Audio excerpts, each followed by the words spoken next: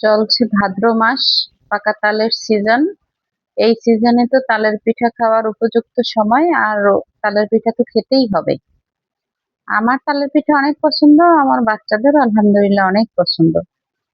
আজকে দুই বাড়ি থেকে তাল গিফট পেয়েছি। দেখেন, আমি তালগুলো ছিলে নিলাম, নিয়ে এই যে হাতে একটু আগে কচলিয়ে নিচ্ছি, তারপরে চালনি দিয়ে এভাবে চেলে নিচ্ছি। এভাবে চালার দুইটা সুবিধা।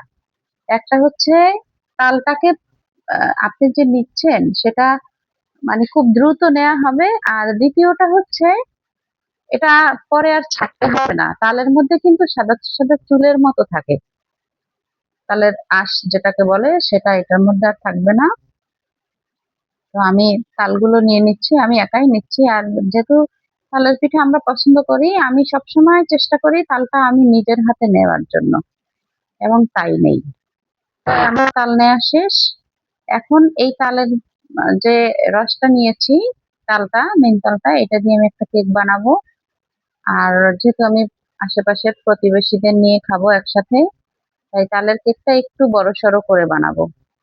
তো যার জন্য এটার মধ্যে আমি পরিমাণ মতো লবণ নিয়ে নিলাম, তারপরে নিলাম লাল চিনি। আমি লাল চিনিটাই ইউজ করি সবসময়। আর উম, যেহেতু তালের কেকটা একটু বড় সড়োই করব, তাই এটার মধ্যে একটু বেশি পরিমাণে ময়দা নিয়ে নিচ্ছি।